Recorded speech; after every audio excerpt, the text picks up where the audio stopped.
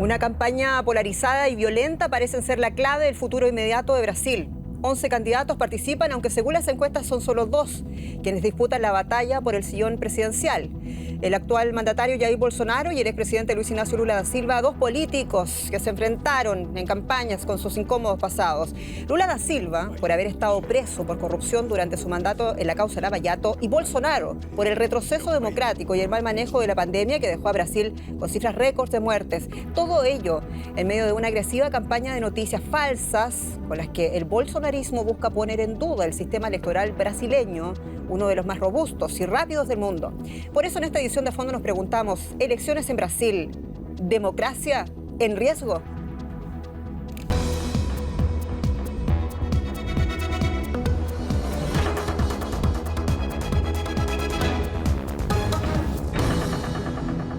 Sobre Brasil y su futuro político inmediato hablaremos en esta edición. Soy Jenny Pérez aquí en Berlín. Nos acompañan Burkhard Birke, periodista de la radio pública Deutschland Radio, experto en política internacional y latinoamericana. Burkhard además acaba de regresar de Brasil, donde estuvo tomándole el pulso a la campaña electoral. Albert Steinberger, periodista y experto en política brasileña, presentador del programa Vamos a Conversar de la redacción brasileña de Deutsche Welle en Brasilia. Un formato que busca fomentar el diálogo en la elección más polarizada de la historia reciente de Brasil. Y Adalberto Vasconcelos de Araujo, periodista, profesor de marketing, gestión e informática empresarial en universidades de ciencias aplicadas de Alemania. Y la invitación de rigor, participe con nosotros, debata, discuta a través de nuestro correo electrónico afondo@dw.com, afondo@dw.com y a través de nuestra publicación en YouTube. Antes de comenzar con la primera pregunta de la mesa, yo quiero puntualizar algo y lo quiero hacer también a ustedes que nos están viendo. Normalmente en un programa antes de unas elecciones, aquí en Deutsche Welle y aquí en A Fondo nos preocupamos de poner las claves en la mesa, preocuparnos cuáles son los proyectos democráticos, los proyectos de gobierno de los próximos años de los candidatos, pero la situación de Brasil está tan compleja que vamos a poner la lupa principalmente en la situación de la democracia, el estado de salud democrático de Brasil. Han pasado muchas cosas y por eso no quiero perder más tiempo. Además, en ese alcance, Burkhard Birke, periodista alemán, experto en política brasileña, viene llegando recién de las elecciones, allá de la campaña electoral, quiero decir. ¿Cuán a salvo están las elecciones de este domingo en el país? El ambiente está muy tensionado. La sociedad está extremadamente polarizada. Y se nota en la violencia, se nota en el número increíble de noticias falsas, ¿no? Sobre todo del lado del presidente actual, hay que decirlo. Lo último fue que dijo que supuestamente gente con la camisa de Brasil no la dejan entrar a votar porque sería un símbolo del bolsonarismo y que quería mandar a los militares para proteger a esta gente, para que esa gente pueda votar, que es una noticia falsa, por ejemplo, ¿ya?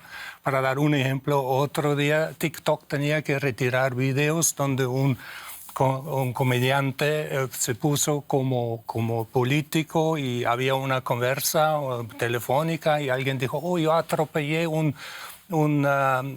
persona que apoya a Lula y a un senador. Y entonces la respuesta de ese político en ese video fue, le hizo un servicio a la humanidad. Y eso instiga a la violencia. Y había casos de que bolsonaristas asesinaron a lulistas y casos singulares, hay que decir, no hay una matanza grande, pero la violencia y el ambiente está dado para violencia. Y si hay un presidente que continuadamente pone en duda el sistema de urnas electrónicas que le han servido al país desde el 96, que fueron introducidas precisamente para evitar fraude que hubo antes, y siempre se han actualizado, renovado, y por las cuales este mismo Jair Mesías Bolsonaro fue electo, hace 4 años, entonces él ya prepara su camino como Donald Trump lo hizo para poner en duda una posible o probable victoria de su adversario político, de Luis Ignacio Lula da Silva. Esa es mi impresión. Entonces, la gran pregunta es, ¿va a sobrevivir la democracia? ¿Van a sobrevivir las instituciones? Yo espero y creo que sí, pero va a ser una lucha dura. dato aparte, noticia ocurrida este miércoles en un hecho inédito. El Senado de los Estados Unidos, y estamos hablando no solamente de los demócratas que impulsaron la resolución, sino también los republicanos.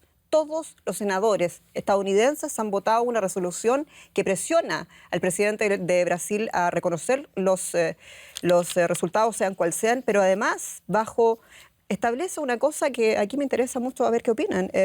Establece la posibilidad de suspender las relaciones con Brasil si es que hay ataques hacia el poder electoral, como lo que está delineando Burkhard Birke. En su opinión, señor Vasconcelos, con todo esto que estamos diciendo, ¿cuán frágil está la democracia de Brasil? La democracia de Brasil nunca estuvo tan fuerte como ahora, tan robusta. Todos los acontecimientos, la polarización, la violencia no es una cosa que a mí me gusta, mas es una consecuencia de muchos fake news, de la vibración del dinamismo de esa democracia, donde todos tienen el derecho de expresar su pensamiento libremente, mas la democracia está muy sólida. Mira, la polarización, recuerdan las elecciones donde Alckmin concurrió con Lula, 2006, no me recuerdo el año, hubo una polarización tan grande y más del 90% de los votos se acumularon solo en Alckmin y Lula.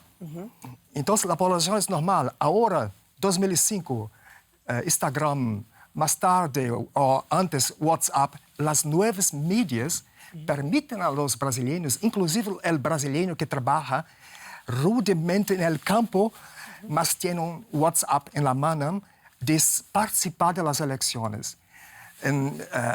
Esos acontecimientos tornan la democracia vibrante. Señor Vasconcelos, sin embargo, estamos hablando de un punto más arriba de la polarización. Estamos hablando, ¿no?, de denuncias, de ataques, estamos hablando de asesinatos en las calles de Brasil, estamos hablando de campañas orquestadas desde el poder político, es decir, desde la figura del presidente y además de su partido político, de su partido de gobierno. Sí. ¿No le parece a usted que su apreciación se queda corta? Ya me voy a hablar de eso. La violencia no es solo de esas elecciones. Mira, en el pasado hubieron muertes también, mas las muertes no llegaron al topo como ahora es posible de llegar. Y recuerdas, en las elecciones de Bolsonaro, lo tentaron matar con una facada. Después, un mestre de capoeira fue asesinado en Bahía. Entonces, la violencia está presente. ¿Quién mata más, quién mata menos? Y yo acho que eso no debería ser un tema. Mas la democracia, Bolsonaro habla muchas asneiras. Es el presidente más diferente que el perfil del presidente más diferente que Brasil ya tuvo. Sin embargo, precisamente por ese dato que usted cita, que el presidente fue, ¿no?, el actual presidente fue víctima de un atentado, efectivamente, que sea él quien utiliza su investidura presidencial también para emitir claros mensajes inequívocos de avivar la violencia, ¿no?, de sus seguidores. A mí, no sé, Albert, estamos hablando de cómo va a reaccionar el presidente Bolsonaro. Estamos hablando en caso de un resultado que algunas encuestas están diciendo que incluso Lula da Silva podría, ganar las elecciones en primera vuelta. Y aquí la pregunta, ¿cómo podría reaccionar el presidente entonces? Pero más allá incluso con lo que señala el señor Vasconcelos, ¿cómo podría resonar las bases, los bolsonaristas, incluso el partido político, que parecen ir más allá incluso que la figura presidencial? Jenny, ya te contesto, pero solo, señora Adalberto, hicimos reportajes que agarramos Fundación Bertelsmann, Human Rights Watch, Freedom House, el ranking de la revista Economist. En todos los rankings, desde que Bolsonaro llegó, Brasil cayó muchísimo de posición y indican de posiciones democráticas. Son rankings que miran la democracia y miran la democracia no solo de una perspectiva de votaciones, pero del ambiente de donde eso se pasa. Entonces, la prensa libre, hasta qué punto los periodistas pueden hacer su trabajo, hasta qué punto tiene una cultura política, y todos ellos indicaron que posición de Bolsonaro es una posición que enfraquece a la democracia. Yo estoy de acuerdo que la democracia brasileña ha dado señales de fuerza por resistir a este momento. Ha dado señales que aún así intenta resistir, pero hay que mirar que, por ejemplo, hay estudiosos como Stephen Levitsky que dicen que escribió el libro Cómo las democracias mueren. Pues él dice, por ejemplo, que las democracias hoy día no mueren con un golpe de Estado, con tanques en la calle, mueren siendo cocinadas poco a poco, y cada entrada, cada mandato de presidente ahí cambia la manera como es hecho la democracia y enfraquece las instituciones.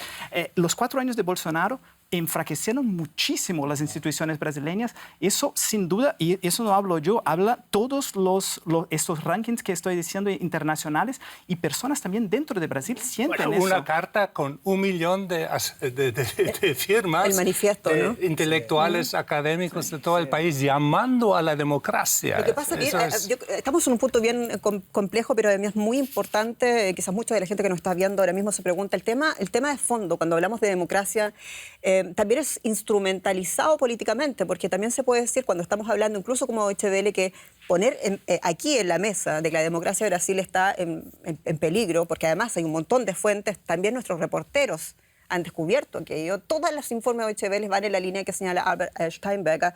Está lo de Human Rights Watch, pero además está lo que están haciendo los gobiernos. Usted sabe cuál es la línea del gobierno alemán, cuál es la línea de la Unión Europea.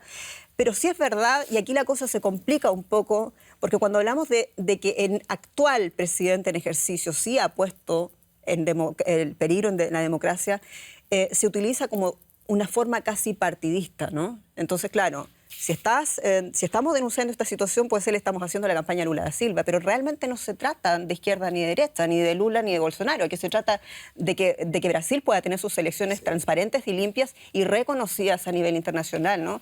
¿No se trata acaso de eso, señor Vasconcelos? Yo comprendo toda la preocupación, mas mira, yo no soy Bolsonaro, yo no soy Lula, yo soy orden y progreso, el lema de Brasil. Mas, observando los acontecimientos, inclusive los rankings, y son rankings pueden ser muy partidarios. Y Bolsonaro no es una persona carismática, mas los resultados de su trabajo son buenos. La democracia brasileña, Bolsonaro no persiguió a ninguém, no prohibió imprensa. Él cortó el budget de muchas grandes compañías de mídia en Brasil. Eso atrapalhou mucha gente. Perdón, yo tengo amigos que cobran Brasilia y que no pueden llegar y hacer preguntas al presidente porque son hostilizados. Bueno, pasó en el debate que insultó a una periodista diciéndole su pregunta, señora, usted es una desgracia para el periodismo de este país. Eso no se hace en un debate público en la televisión. Sí. Un presidente, tolerancia es el elemento crucial de una democracia. Y le pregunto, si un presidente que dice mejor un hijo muerto que un hijo gay, si eso es tolerancia, ¿no? Pues, y una persona que dice Dios me puso aquí y solamente Dios me puede quitar de aquí, ¿eso es tolerancia? Señor Vasconcelos, usted dice usted no es bolsonarista, pero y usted es amante del orden y de la seguridad en Brasil. Sí. Entonces usted no reconoce nada de lo que se está denunciando a nivel internacional respecto al ejercicio del poder. A mí me gustaría de tener un poquito de tiempo para también expresar mis pensamientos, porque acá no termino de expresar, hay un debate y yo respeto los tiempos de ustedes. La democracia brasileña está pasando por una prueba a más. Son pruebas cada vez más fuertes, mas la fortalece, no es una prueba que la enfraquece.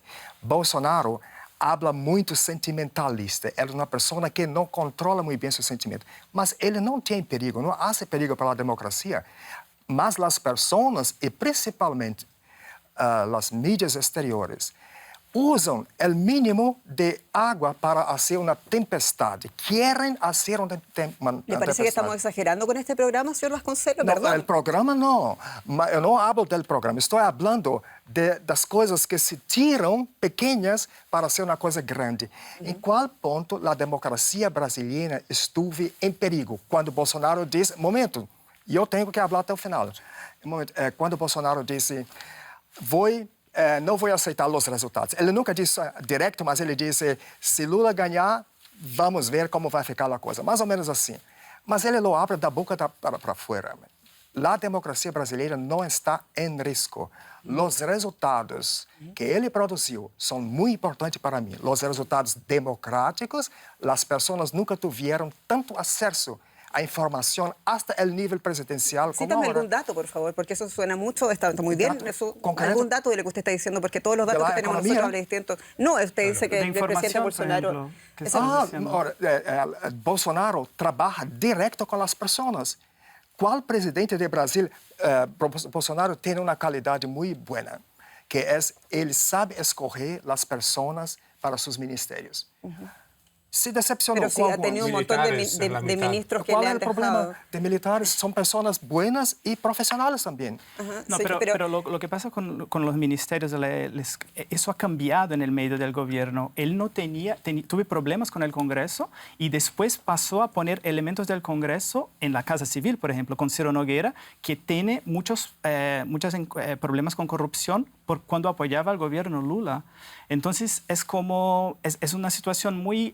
La historia esta de gobierno, ministros técnicos, fue una propuesta de la campaña de 2018 de Bolsonaro, pero que cambió ahora. Entonces, claro, algunos ministros siguen, pero actualmente hay ministros que son extremadamente politizados y la manera como él Pero entró con el centro de Brasil, con el centrón que decimos, con los partidos que para garantizar la mayoría del Congreso, fue una manera que exactamente corrompió él. Muchos dejaron de apoyarlo por eso. Pero eso pasa, podemos decir, pasa en prácticamente todos los gobiernos de América Latina. El punto es, sin embargo, otro. Usted dice que estuvo muy bien con todos sus ministros, sin embargo, la verdad es que reconocer ministros técnicos como el señor Sergio Moro, ministro de Justicia, que fue destituido de la causa anulada de Lula da Silva, dejó el ministerio, el señor Guedes, que era técnico de economía, dejó el ministerio y todos bastante peleados con el presidente. O sea, parece que también tiene problemas para relacionarse con su propia gente de gabinete. O sea, esos son los datos objetivos, señor Vasconcelos. Sin embargo, perdón, usted menciona las emociones del señor Bolsonaro, que tiene buenas intenciones. Usted también menciona, seguramente, también piensa también en la religiosidad del señor Bolsonaro, que hace muy buena conexión con el mundo evangélico en Brasil. ¿Qué pasa con el lobby de las armas, con el partido de las armas? Hay un partido que nace en Brasil en 2018, cuando él gana la campaña, y que datos comprobables dicen de que la violencia en Brasil ha empeorado. La violencia no la inventó Bolsonaro, esto estamos de acuerdo, pero sí ha empeorado, y eso son de acuerdo a las cifras del Ministerio de Seguridad Interior del Brasil. ¿Cómo responde usted a eso? Cuando Bolsonaro asumió la presidencia, Brasil estaba con la violencia. Brasil, el Zürcher Zeitung publicó, Brasil es el país más peligroso del mundo. Estaban personas muriendo en los kindergarten, las crianças, asalto y todo. Y el Estado no tenía medios de controlar la corrupción. Los asesinatos, las muertes en las calles estaban incontrolables. Bolsonaro dice, ok, vamos a hacer, yo creo muy fuerte que el armamento de la población, como él dice, es una medida necesaria para que el ciudadano tenga la oportunidad de se autodefender.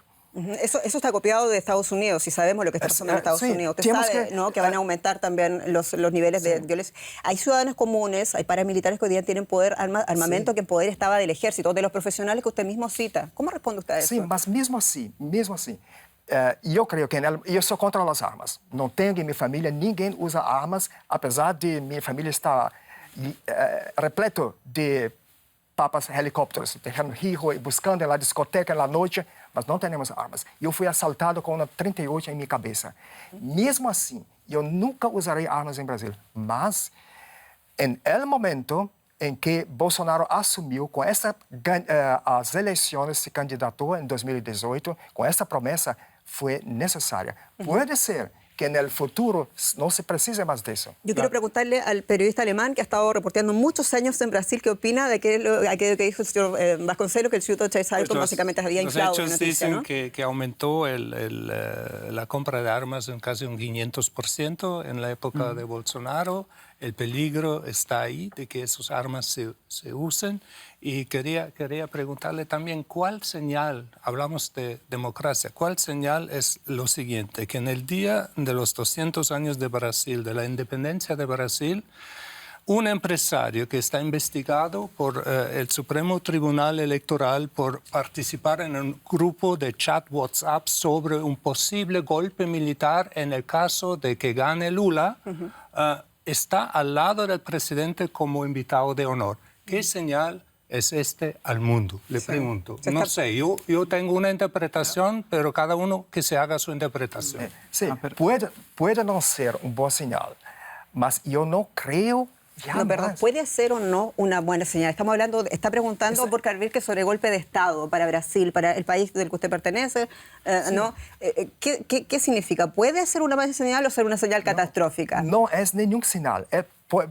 Tú puedes interpretar, se puede interpretar eso de dos maneras. Puede ser que Bolsonaro diga, esta mensaje não verbal está dizendo vamos hacer un golpe militar. Y por otro, está solamente provocando. Bolsonaro es una persona que adora polarizar. No, yo estoy de acuerdo. Entonces, es una provocación. Es una manera, es una provocación. Pero Lula da Silva también polariza, es una persona que también polariza mucho. Pero de maneras distintas. La provocación que pasó en el 7 de septiembre con el Avan al lado fue, claro, una posición que Avan se transformó en una persona que está pues, investigada por el Supremo Tribunal Federal. Bolsonaro tiene una situación pues, se contrapone al Superior Tribunal Federal y lo llamó de nombres bajos muchas veces ya. Y esto es uno de los puntos que exactamente cuando yo digo que la democracia de Brasil está en un test de estrés y no está saliendo más fuerte. Es un test de estrés que puede sí terminar en problemas, en situaciones como democracias mueren. Entonces esto, cuando él pone a su lado para hablar, es exactamente un mensaje para la Suprema Corte diciendo, mira, yo estoy con él, y la Suprema Corte que se cuide. Lo que decía Levinsky, el autor que tú citabas más temprano también, es que la democracia de Brasil había sobrevivido. Ahora Levinsky además es un profesor muy respetado de Harvard en Estados Unidos. Dijo, si la democracia de Brasil ha sobrevivido hasta ahora ha sido por el Tribunal Superior Electoral, que está a cargo de estas elecciones y ha estado de las últimas elecciones a cargo después del retorno a la democracia en Brasil, pero además por el Tribunal Supremo de Justicia de Brasil, es decir, por dos instituciones que no son el Ejecutivo.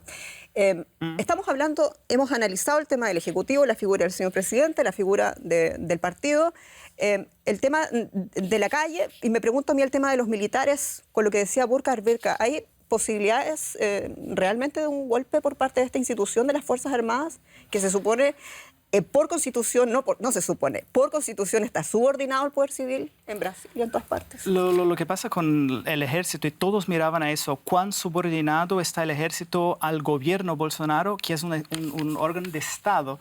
Fue exactamente cuando él fue invitado para participar del grupo de Tribunal Superior Electoral, para mirar cuán confiables son las urnas. Y muchas veces ellos funcionaron y repitieron acusaciones sin pruebas que el presidente ya había lo hecho. Entonces, esta es una señal, muy mala señal para la democracia brasileña, de que ellos están, de hecho, siendo mucho abajo ligados con el presidente en este punto.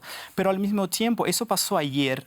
El ministro de la Defensa visitó al Tribunal Superior Electoral y mientras eso, Bolsonaro lanzaba una auditoría que ponía en duda las urnas brasileñas a 4 días antes de las elecciones. Entonces, hay una campaña que parece que se empieza ahora. Y ahí, volviendo a tu primera pregunta, Jenny, ¿cuáles son los riesgos en este momento? El partido de Bolsonaro ayer empezó a una campaña que parece una campaña de desinformación, que es decir que las urnas no son confiables y empieza un proceso que no sabemos exactamente qué puede pasar. Se sabe que él se pierde en la primera vuelta, va a no creer en los resultados y a crear algún tipo de confusión. Lo cuán profundo es exactamente viene de esta pregunta, si el ejército está con Bolsonaro o no, y no solo el ejército, pero también las fuerzas de seguridad. Bolsonaro, una de las partes más fieles a Bolsonaro son exactamente las fuerzas de seguridad y las policías estaduales. Entonces, es esto. Es una mirada muy, muy, muy de cerca, y también un tema es que el ejército iba a hacer un contaje paralelo. Entonces, esto es claro, no es papel del ejército contar votos. Eso fue uno de los temas de las elecciones que se cuestionó mucho. ¿Hasta qué punto el ejército tiene que hacer eso? Y cuando estuve en este grupo, era un grupo que estaba la Policía Federal brasileña, el Tribunal de Cuentas de la Unión, y el Tribunal de Cuentas de la Unión, que es un órgano del Congreso, empezó a preguntar al ejército qué van a hacer para que no sean utilizados por el presidente caso pase una victoria en primer turno. Entonces es como hay una grande sospecha de cómo el ejército va a se posicionar ahora, y eso es la clave de lo que va a pasar. Yo veo una paralela a lo que sucedió en Estados Unidos con Trump, ¿no? Que ahí los mandos de las Fuerzas Armadas dijeron claramente, o la mayoría, las personas claves dijeron que no, Trump, ahí no te vamos a seguir. Pero yo me puedo imaginar que algo parecido a lo que sucedió el 6 de enero de 2021 en el Capitolio podría suceder en Brasil. O sea, pero de una forma muy sutil, muy sutil. No necesariamente por las fuerzas de seguridad, pero ¿por qué los camioneros y taxistas todos recibieron ya una mensualidad de $1,000 ahí como subvención justo antes de las elecciones? Yo no he encontrado ningún taxista que no es bolsonarista. Es increíble. Nada de eso es prohibido. No, no es prohibido. En el periodo electoral, sí. No, pero si fuese prohibido, el Tribunal Superior iría a atacar a Bolsonaro. Todos los años pasados de su gobierno, Bolsonaro fue atacado directamente e indirectamente, casi impedido muchas veces de gobernar pelo Supremo. ¿Bolsonaro es una víctima del sistema, entonces? ¿Es una víctima? En muchos casos, sí. Depende de la situación. Tenemos que seguir porque se nos está yendo el tiempo. Hay 11 candidatos, entre ellas también hay varias mujeres, pocos la conocen, pero bueno, el duelo clave va a ser entre irreconciliables rivales políticos, Luis Ignacio Lula da Silva y Jair Bolsonaro. Las encuestas dan por ganadoras primero, mientras, como decíamos, hay dudas también si el segundo va a reconocer o no los resultados, si sus bases incluso lo van a hacer. Las campañas han sido sobre todo de desprestigio, de movilización del miedo, en un país que llamará a votar a unos 140 millones de personas en uno de los mayores ejercicios democráticos de Occidente. No es el candidato más popular en las encuestas, pero sí el más popular en las redes sociales. Con sus 8,9 millones de seguidores en Twitter, Jair Bolsonaro se presenta a la reelección. En este 2022 cuenta con la maquinaria del Estado a su favor, pero su cuestionada gestión de la pandemia del coronavirus le valió una investigación parlamentaria. La Comisión del Senado determinó que el capitán retirado del Ejército habría cometido 9 delitos. A raíz de este proceso hubo cientos de pedidos de impeachment que fueron desestimados. A Bolsonaro lo investigó también la Fiscalía brasileña por presuntas irregularidades en la compra de la vacuna india Covaxin. La corrupción es también el principal argumento que el actual mandatario esgrime contra su rival, el expresidente Luis Ignacio Lula da Silva. Es fácil elegir. De mi lado, en mi tarjeta, 2 candidatos que sirvieron en el ejército, soldados de Brasil. Del otro lado, 2 ladrones. Uno robó a Brasil durante 14 años. El otro robó meriendas en las escuelas de Sao Paulo durante 8 años. En el primer debate electoral, Lula dijo que está mucho más limpio que Bolsonaro porque fue juzgado y declarado inocente por el Supremo. Esto en relación a las 4 sentencias por el caso Lava Jato que fueron anuladas por un juez de la Corte Suprema de Brasil, y aseguró que fue encarcelado por motivos políticos. Todos los días, él dice por cualquier cosa, no soy un ladrón. Él va a ver si es un ladrón o no cuando yo asuma y acabe con ese secreto de 100 años. Él crea un decreto para cualquier cosa pequeña. A pesar de haber sido enjuiciado y encarcelado, es el gran favorito, con una ventaja de entre 10 y 15 puntos sobre su rival. Seguimos hablando en a fondo, Brasil y su futuro inmediato. Albert Steinberger, colega de Deutsche Welle. Lula estuvo 19 veces preso por corrupción. ¿Qué podemos decir de su increíble proceso de anulación de los cargos y finalmente la habilitación política que le dejó de nuevo la carrera presidencial? Recordemos también incluso esa situación con quien citábamos más temprano, con el el juez de la época y después ministro Bolsonaro, el señor Sergio Moro, por ejemplo, ¿no? Se jugó mucho con las palabras en este caso de Lula, que es inocente o inocentado. Hay que estar muy claro, Lula no fue inocentado o en realidad absolvido. No hay una absolvición de Lula. Lo que pasó fue que las investigaciones que ocurrieron en contra de Lula, que fueran por casos de corrupción ligados a la constructora OAS, tanto del Triplex, un departamento de Lula, que él habría recibido favores para esto, y un sitio de un amigo. Las investigaciones no fueran como imparciales. Entonces, lo que juzgó la Suprema Corte fue que la imparcialidad del ministro Moro no estaba presente. Lula no tuvo derecho a ser juzgado de una manera imparcial. Y eso después los abogados de Lula fueron a la ONU, y la ONU también reconoció eso. Eso no quiere decir que Lula fue absolvido. Eso quiere decir que los procesos de Lula no tuvieron un juicio correcto. Es solamente eso. Pero no fueron finalmente juzgados tamporo, ¿no? Sí, digámoslo claramente. Pero quedó un poco el punto suspensivo por la actuación de juez Moro, que después fue el ministro Bolsonaro y que ahora cayó en las desgracias y que intentó ser presidente, ahora no le fue bien. Pero ¿no? pasó eso exactamente por la manera, la actuación como Moro actuó ahí. Porque en Brasil la figura del juez no puede involucrar en la investigación. El juez decide, recibe, es provocado y ahí se posiciona. Y Moro cruzó esta línea. Entonces, yo creo que eso está claro. El juez Moro era juez y fiscal, pero lo que sí es verdad que con todo esto que pasó, ¿no? Y que hizo el Tribunal Supremo, finalmente quedó el manto de duda en torno a Lula da Silva. Claro. Pero lo interesante aquí es que, claro, el gobierno PT desde el inicio tuvo muchos casos de corrupción. No fue solo Lava Jato, fue el Mensalão, el caso de Valdomiro, muchos otros casos. Entonces, en todos estos casos, ellos fueron juzgados, pero nunca llegaron a Lula. Entonces, esto fue el caso exactamente que llegaron a Lula. Sí, pero no fueron condenados. No. En estas otras investigaciones no llegaron a Lula.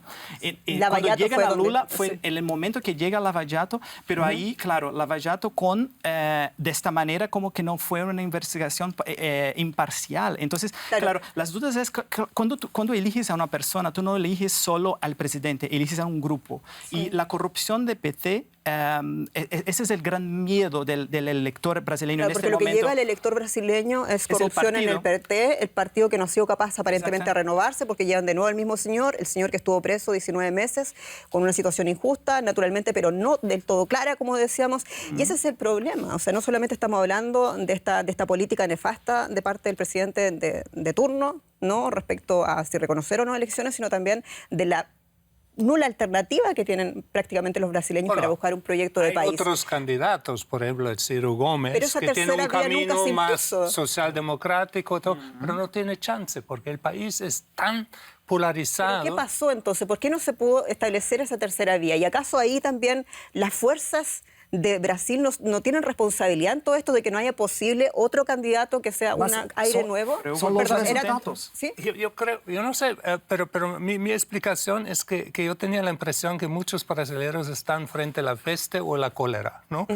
Porque Lula tampoco para muchos es la solución, pero es el mal menor. El mal menor. ¿no? Y es el único que puede... ¿Cuántas votaciones en América Latina son el mal menor? Sí, pero sobre todo por un factor del cual no hemos hablado. 33 millones de gente con hambre, también por la pandemia.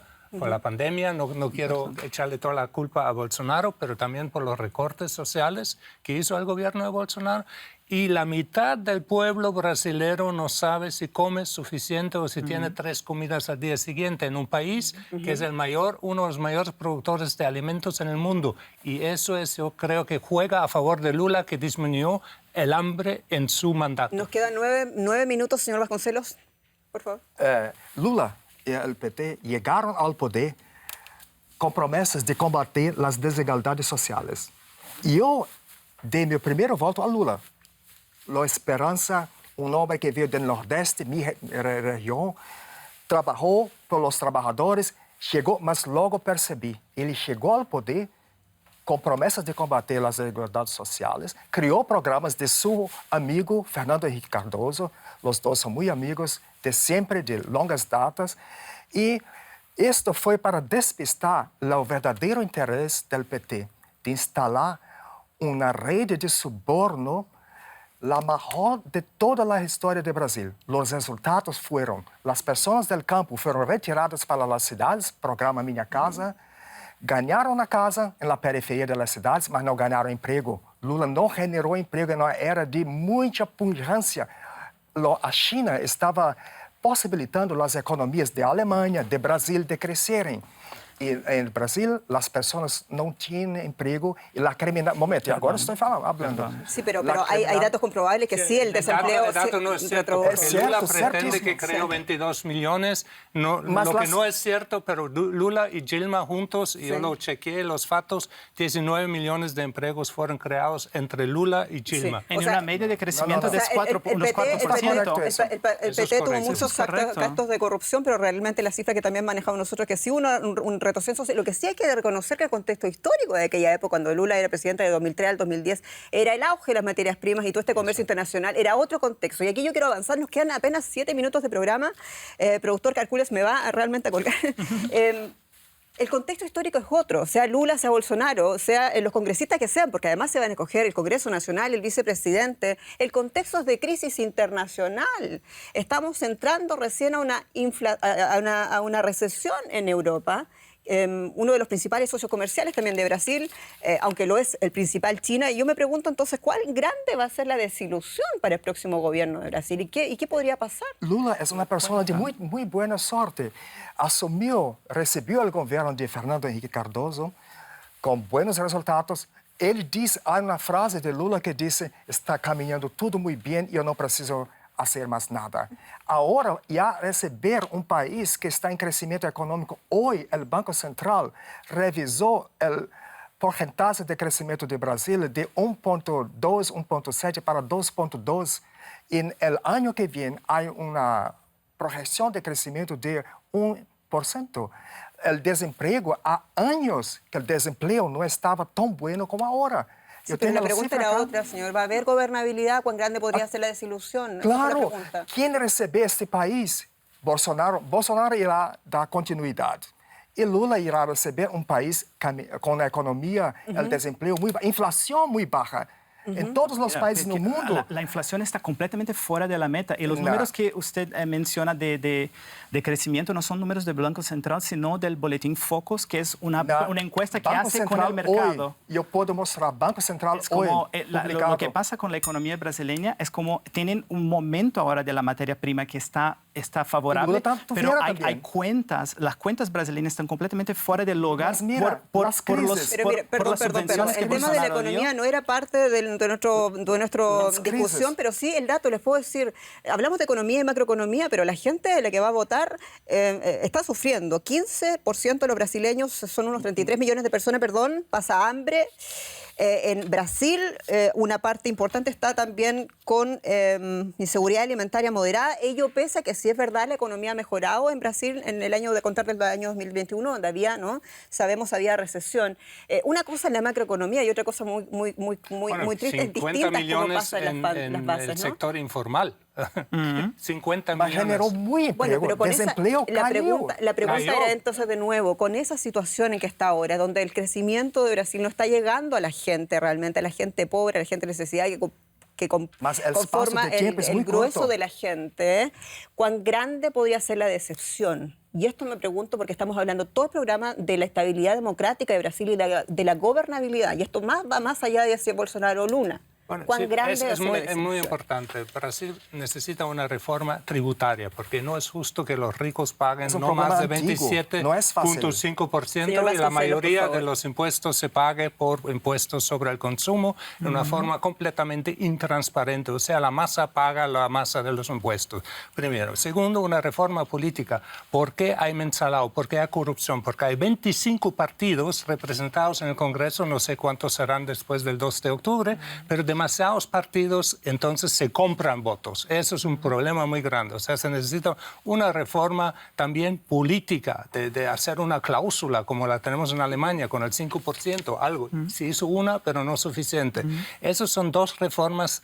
Y la reforma de la agroindustria. ¿Por qué? Pues los alimentos en Brasil llegan por los pequeños productores, pero lo que se fomenta es la agroindustria para exportación y no se alimenta la propia población. Eso para mí son 3 problemas que inmediatamente se tienen que atacar.